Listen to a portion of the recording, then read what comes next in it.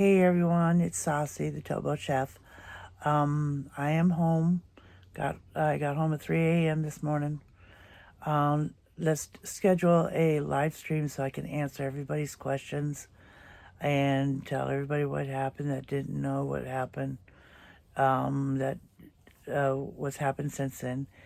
Daddy is back in the nursing home, so we'll go from there.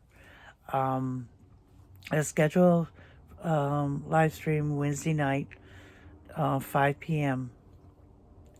And I can talk to y'all then. Right now I'm just very tired, very emotionally drained.